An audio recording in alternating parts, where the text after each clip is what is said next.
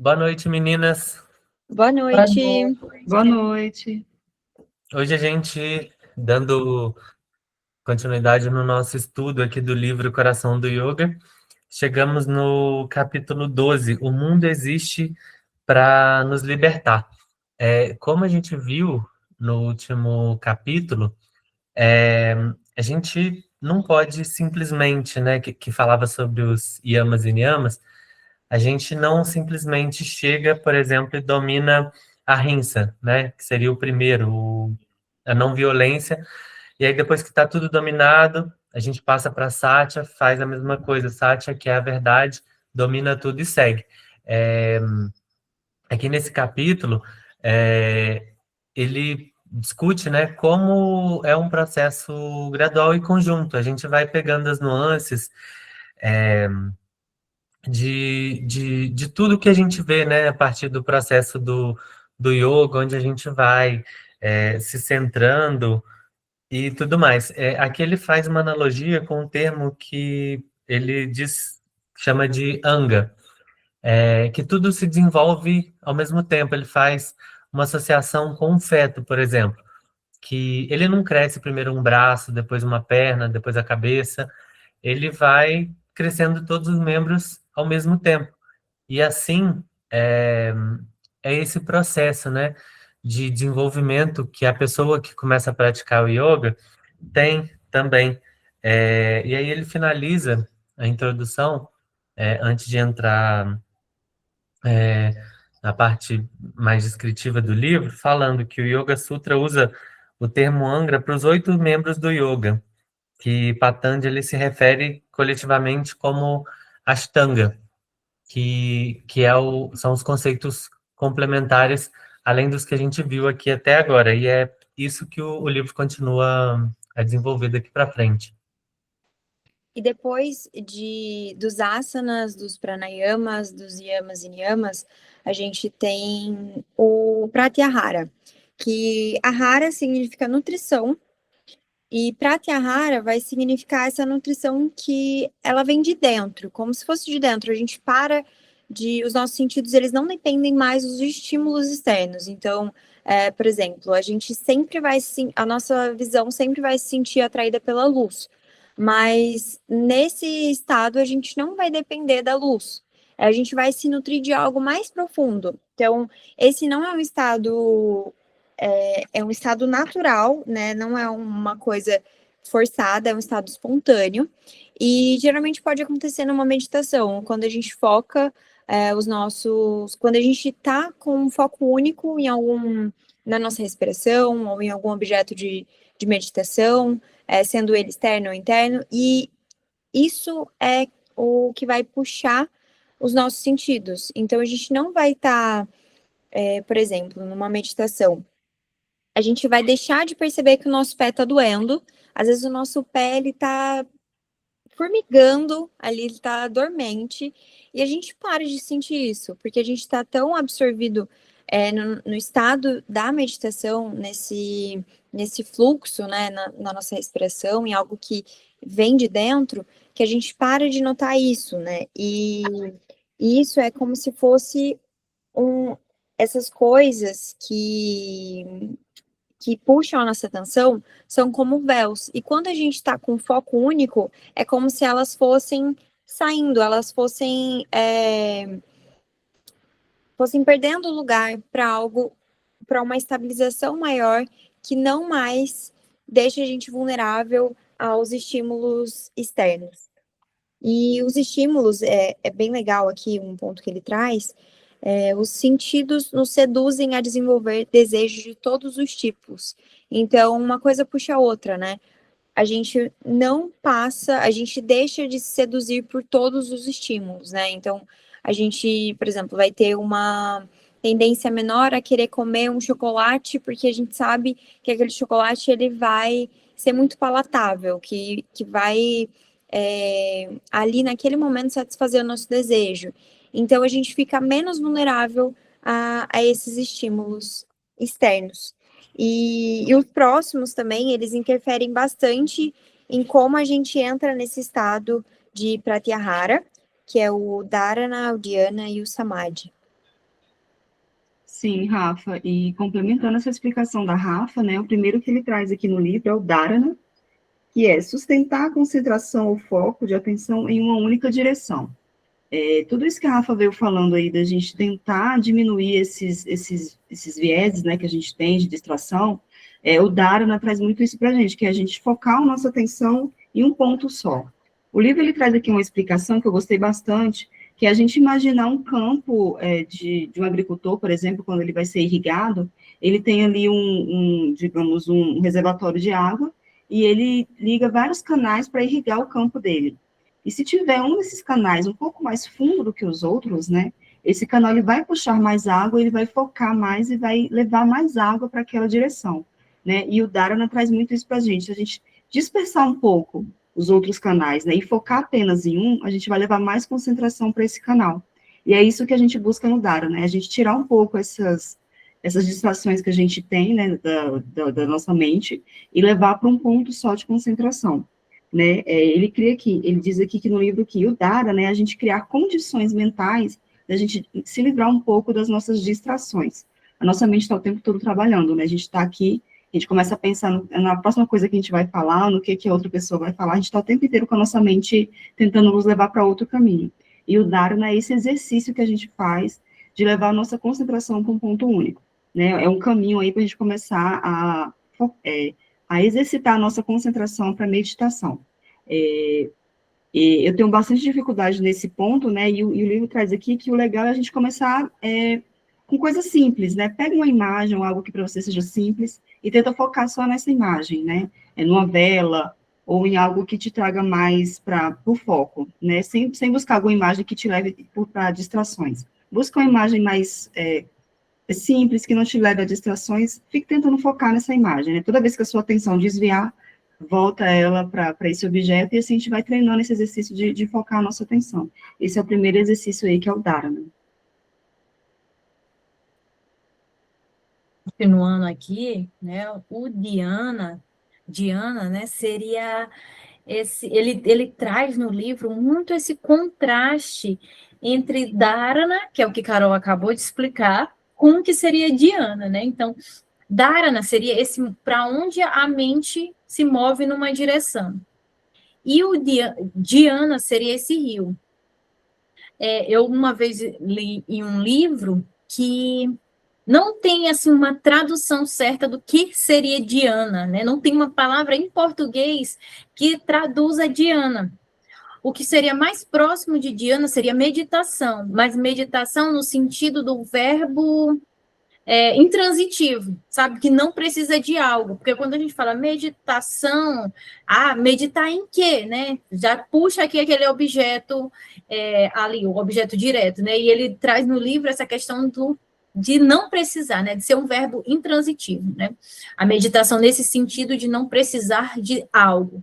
Mas o Diana nesse sentido de algo como seria essa palavra meditação, mas você é mais profundo, é quando você começa a perceber um objeto.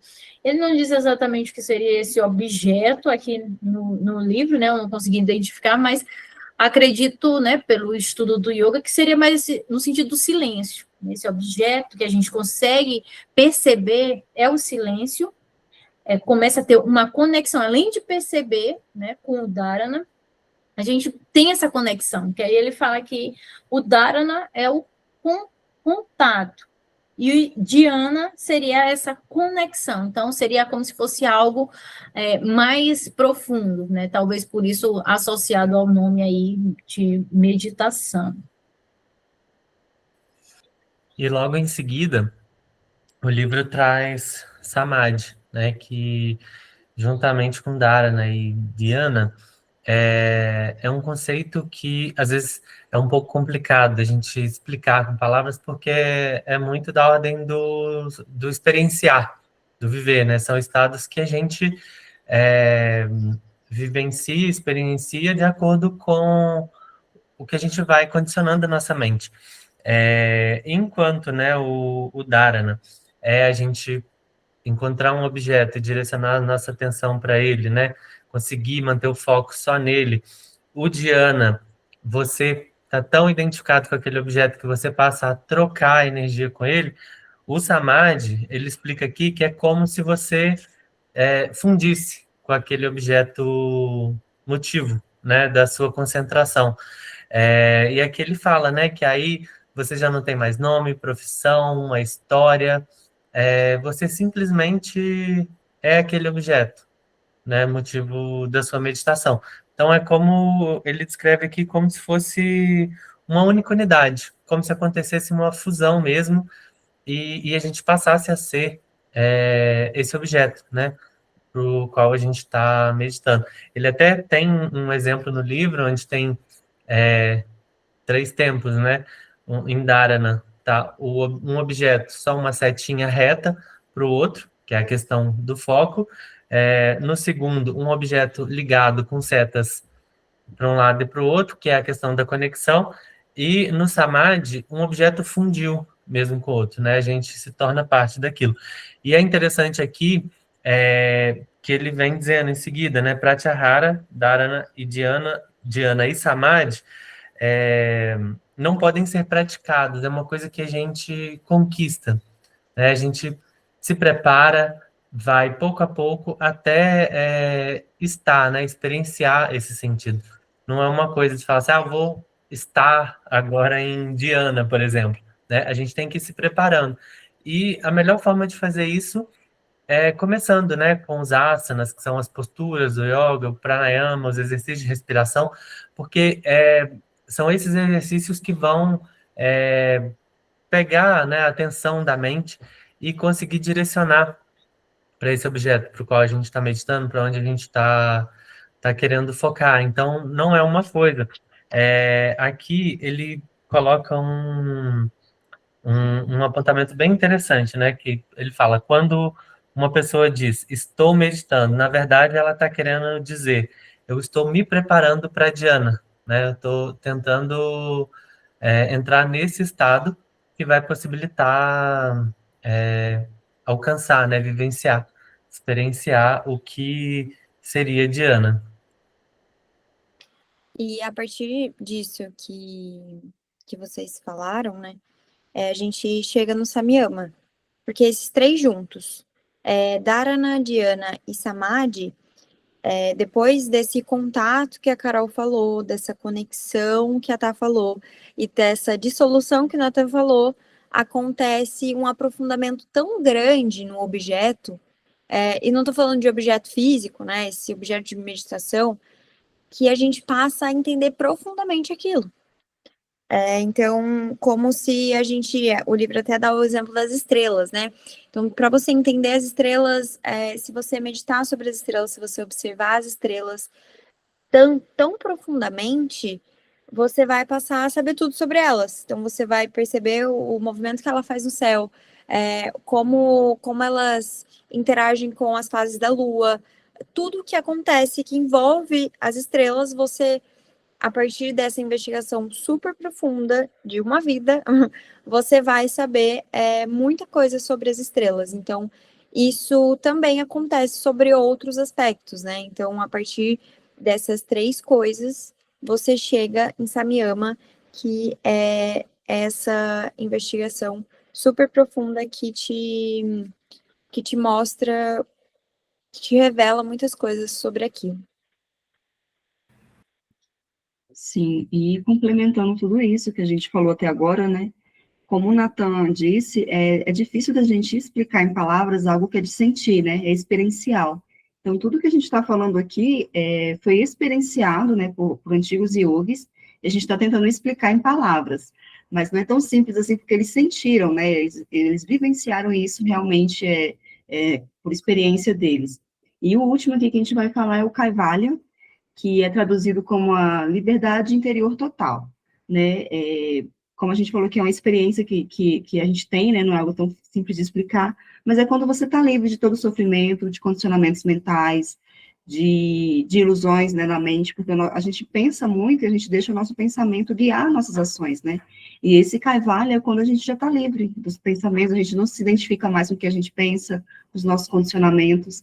Então, Eles dizem até que quando a pessoa atinge esse estado, ela se sente um pouco à parte do mundo, né? O mundo já não interfere tanto na vida dela, porque ela já percebe que aquilo não faz mais tanto sentido, que as coisas que as pessoas pensam, que a gente acha, já não afeta mais essa pessoa, né? Então, o livro diz aqui, né, que é um dos últimos estágios do Yoga Sutra, né? É o objetivo que todo o yoga que pratica quer atingir, né? Que é essa liberdade.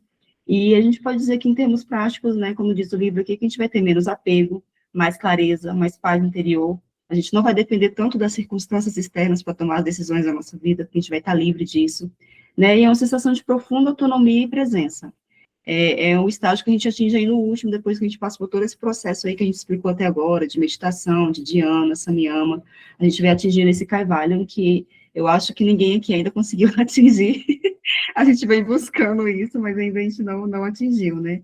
Então é isso, esse Kaivalya é essa liberação total, independência, um estado de consciência plena, assim, que a gente atinge.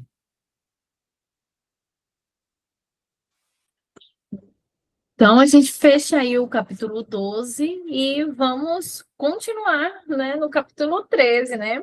Adiantando aí mais um capítulo.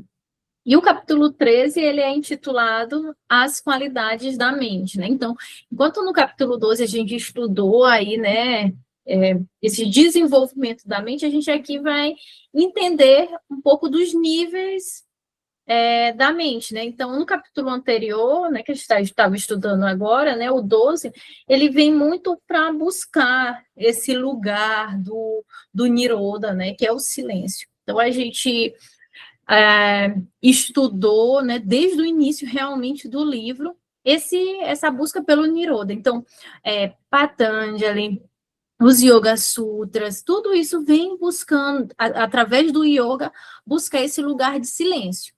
E aí, quando a gente chega aqui nesse capítulo 13, intitulado As Qualidades da Mente, ele vem, no início, trazendo os 5 níveis da mente, né? Então, estou com o livro aqui do lado, né, para poder ficar mais fácil. Então, os 5 níveis da mente, então a gente vai graduando, né, vai subindo, né, como se fosse ali uma escada. No nível mais baixo, a gente tem todos eles têm um nome em sânscrito, mas eu não vou me atrever em falar, mas vamos por níveis, né? O primeiro, ou mais baixo nível, né, seria esse nível em que a mente, ele associa que é um macaco louco. Então, a mente, ela fica pulando de um lado para o outro. Pula para cá, pula para cá. Então, a pessoa, ela não tem consciência exatamente dos seus pensamentos. E os pensamentos, eles vão, né? Então, vão ali, fica tagarelando a mente falando, e a pessoa muitas vezes fica cansada de tanto pensar. Antes de praticar yoga, eu ficava muito nesse estado aí chegava, ficava cansada, até mesmo já praticando, né? Então, mas eu me sentia cansada de tanto pensar. Então, esse seria o nível mais baixo, ou o nível do macaco bêbado, né? Macaco bêbado não é louco. O segundo nível ele associa a um búfalo mergulhado na água, ou seja, pesado, né? Então, seria aquele estado quando a gente não consegue dormir, que a gente fica com a mente assim cansada, ela está parada, mas não no sentido do silêncio, de ficar em silêncio, ela está parada de cansada, de ali pesada.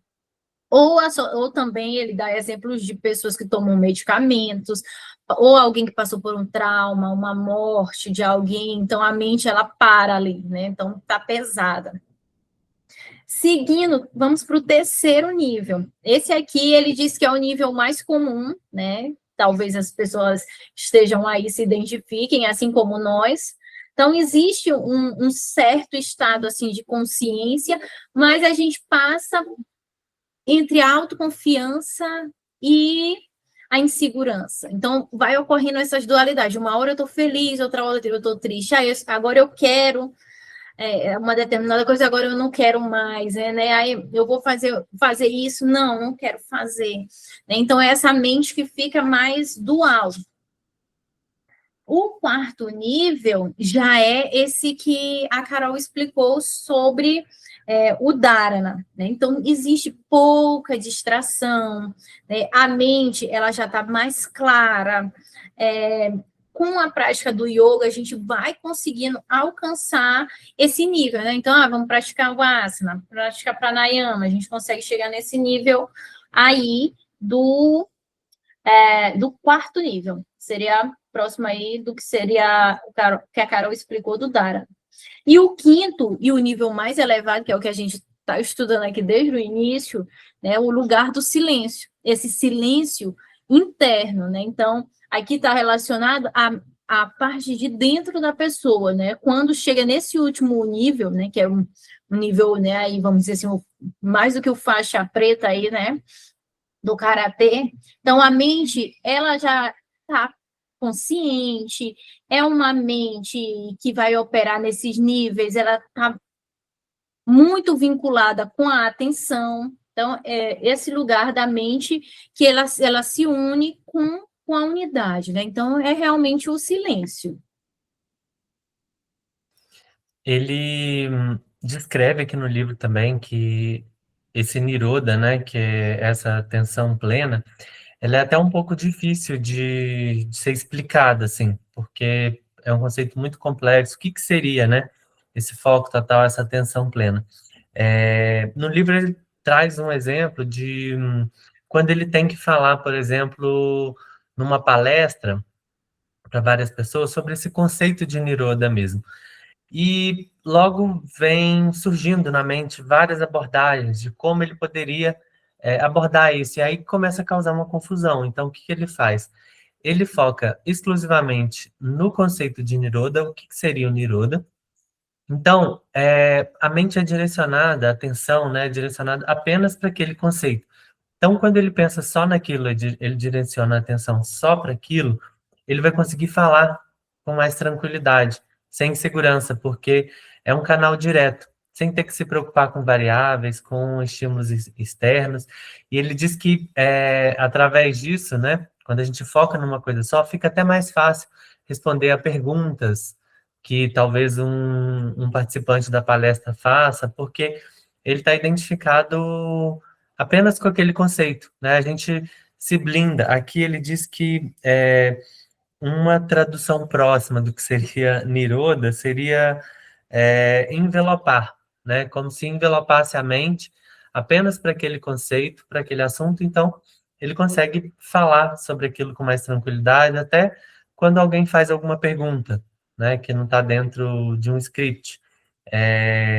E aí ele diz aqui que Niroda descreve um estado em que a mente foca exclusivamente em uma coisa, sem ser perturbada por outros pensamentos ou distrações externas.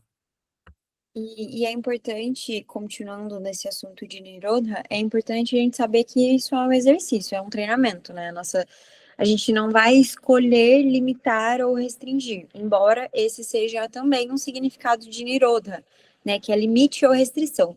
Não é que a gente vai limitar o pensamento, assim, não pensa nisso. É muito difícil a gente conseguir fazer isso, né? Na verdade, o que a gente vai fazer é focar tanto num assunto, numa coisa, por exemplo, no assunto da palestra que o Nata trouxe, a gente vai focar tanto naquilo que a nossa mente ela vai ficar absorvida naquela situação e todo o resto vai cessar. Então, todo medo que existe, todas as questões que a gente vai elaborar, possa vir elaborar na nossa mente, elas vão cessar, né? Então, é legal também a gente olhar para isso não no sentido de, é fácil, vou fazer isso, vou focar nisso. Não, não é assim que funciona. A gente tem que treinar, né? É um treino. Geralmente, é mais provável que a gente viva a nossa vida nos outros 4 níveis da mente, né? No Kshipta, do macaco maluco, no Mudhan, que é aquele peso, né? Então a gente provavelmente vai ficar ali, mas em alguns momentos a gente vai conseguir acessar Nirodha, né? E Patanjali, inclusive, ele descreve, define o yoga como Chitta Vritti Nirodha. E que é o estado em que a mente ela tem uma única direção, né? A nossa mente ela não flerta com os movimentos da mente, né? Com os vrittis, que são a percepção correta, conhecimento incorreto, imaginação, sonhos sem sonos, memória. Essas coisas, elas sempre vão estar aqui, que são os movimentos da mente. Os movimentos, eles sempre vão nos acompanhar. A intenção aqui não é eliminá-los, né? A gente não quer parar de lembrar, a gente não quer parar de imaginar coisas. Na verdade, o que a gente quer é que essas coisas não nos influenciem, né? E que essas coisas apareçam no momento certo. Então, eu achei bem legal essa parte desse capítulo, né? Porque geralmente a gente se deixa levar pela nossa imaginação, a gente se deixa levar pelo conhecimento que a gente sabe, que a gente acha que tem certeza, e enfim, é bem interessante isso.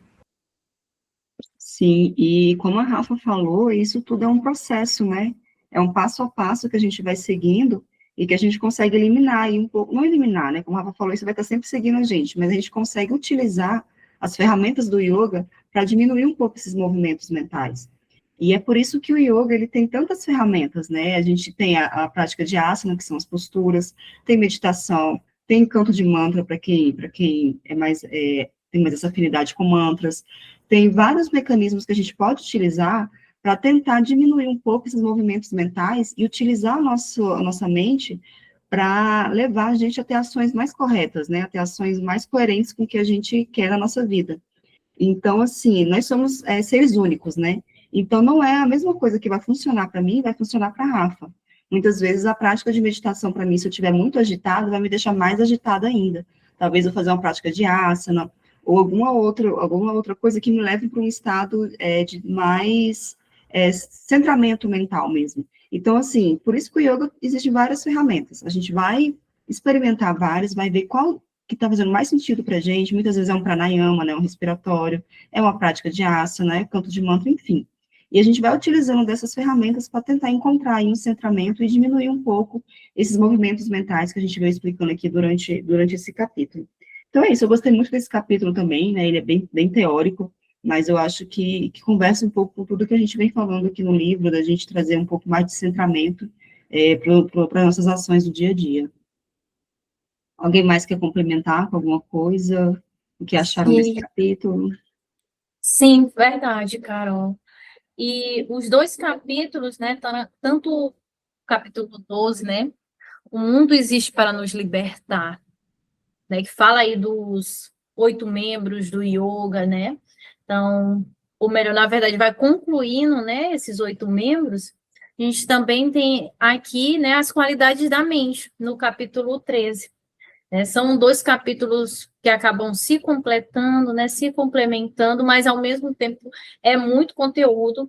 Então, a gente conseguiu aqui colocar de uma forma, né, o livro coloca de uma forma bem simples, e nós estamos estudando o livro, né, e repassando também aqui, né, de uma forma simples, mas isso não quer dizer que não tenha toda uma complexidade por trás de cada um desses membros do que foi falado aqui, né? Não, como já foi dito.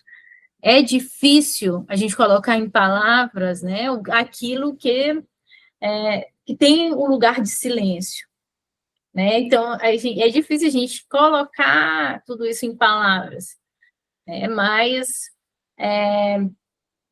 vai nesse lugar do sentir. Mas estamos aí nessa caminhada justamente de encontrar esse lugar do Niroda, desse silêncio, nosso silêncio interno, né? Não só do lado de fora, mas ir encontrando e nos adequando à nossa mente, fazer com que ela trabalhe de uma forma correta, né? Então, foi muito bom estar aqui. Alguém mais quer contribuir com alguma coisa? Não, para mim... Tá tudo certo. Na verdade, a conclusão que a gente tira é que a simplicidade, ela pode ser muito complicada, né? Principalmente o que a gente viu nesses 2 capítulos que a gente discutiu nesse encontro, que quando está no campo do experienciar, do sentir, né? É uma coisa que pode parecer muito simples no momento que está vivendo, mas é tudo um processo, né? Um condicionamento para a gente poder experienciar esse silêncio e viver todos os benefícios que essa prática pode trazer. E é tão simples e tão complexo ao mesmo tempo, que quanto mais a gente busca isso, mais a gente pode se atrapalhar com essa busca. Porque, na verdade, o yoga, ele fala pra gente que a gente não deve buscar nada, né? Então, a partir do momento que a gente está buscando, pode ser que a gente gere apego, daí a gente volta lá para os kleshas, que também o Desikachara traz no livro. Enfim, a gente tem que estar sempre muito atento a todos esses movimentos, a todas essas questões, e deixar que as coisas fluam o mais naturalmente possível, né? Mas é isso. Obrigada, gente, pelo encontro de hoje. Não sei se mais alguém quer. Valeu, pessoal. Obrigada. Boa noite. Boa Nada. noite, Boa boa noite. noite.